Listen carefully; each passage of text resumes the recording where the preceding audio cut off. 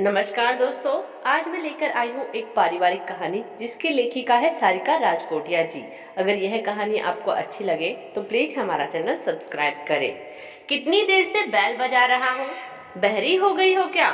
दोनों हाथों में सामान पकड़े कितनी देर से खड़ा हूँ। तुम्हें तो अपने आराम से ही फुर्सत नहीं मिली होगी। अभय बिना किसी गलती के अपनी पत्नी प्रीति पर बेवजह बरस रहा था। वह मुन्ना ने पूरे कपड़े खराब कर लिए थे, उसको लेकर बाथरूम में थी। प्रीति ने सफाई दी। वैसे भी ज्यादा देर कहाँ हुई थी मुझे दरवाजा खोलने में।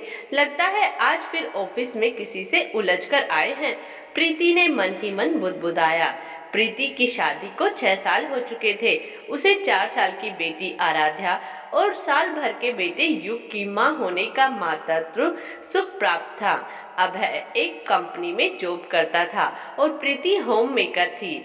अभय अपनी पत्नी से सीधे मुंह बात ही नहीं करता था। अभय छोटी छोटी बातों पर चिल्ला उठता, बहुत तेज गुस्सा करता। कई बार तो उसका क्रोध नियंत्रण सीमा से बाहर चला जाता। वह ऑफिस में काम करता था तो प्रीति भी तो घर गृहस्थी बच्चों की परवरिश की जिम्मेदारी संभाल रही थी। एक दिन प्रीति इस्त्री किए गए ऑफिस के कपड़ों को रोज की तरह अलमारी से बिस्तर पर रखना भूल गई। जैसे ही अभय नहाकर बाहर निकला, कपड़े जगह पर ना देखकर प्रीति को सुनाना शुरू कर दिया। तुम एक काम भी सही समय पर नहीं कर सकती। मेरी तरह घर से बाहर निकलकर काम करना पड़े तो आटे दाल का भाव पता चले। बस आराम की जिंदगी चाहिए। अरे गैस खत्म हो गई थी, नया सिलेंडर लगाने में व्यस्त थी, इसीलिए जरा देर हो गई। प्रीति ने इसके आगे एक शब्द भी नहीं कहा और अजय के कपड़े निकालने के बाद दूसरे कामों में लग गई।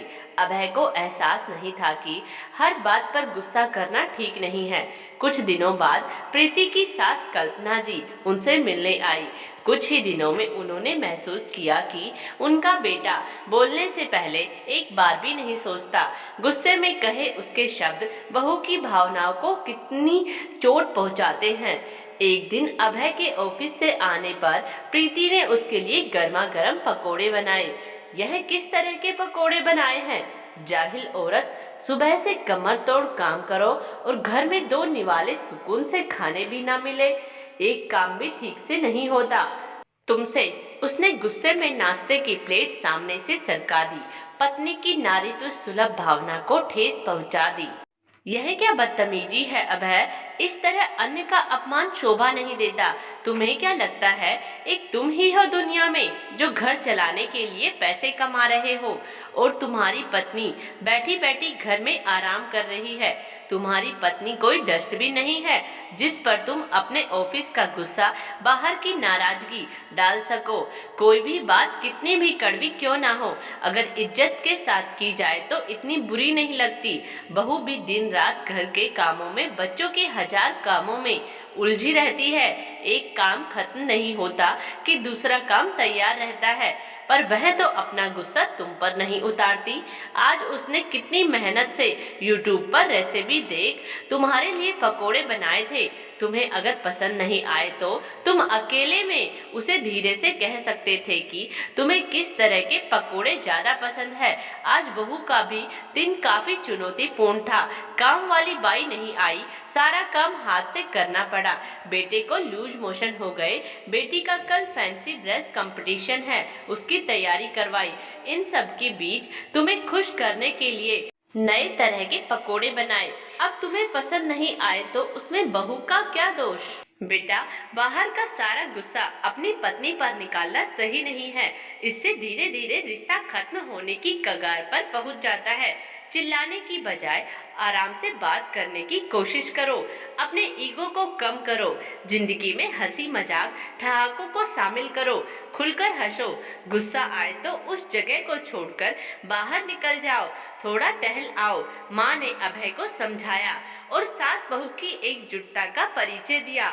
हाँ माँ, आप ठीक कह रही हो। एक अच्छा रिश्ता वही होता है जिसमें पति पत्नी दोनों एक दूसरे को अहमियत दे।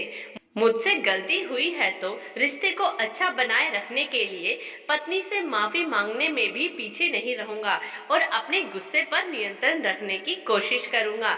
इतना कहकर वह अपनी पत्नी से माफी मांगने चला जाता है। इसके बाद तुरंत तो नहीं पर धीरे धीरे से सही अभय के स्वभाव में परिवर्तन आने लगा।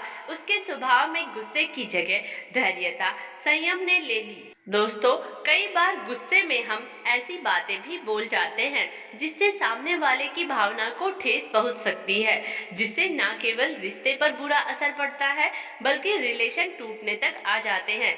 पति पत्नी के रिश्ते में दोनों बराबर सम्मान के हकदार होते हैं। हर वक्त गुस्से में रहने से रिश्ते में दूरियां आ सकती। बैठकर शांति से अपनी बात रखने की कोशिश करनी चाहिए।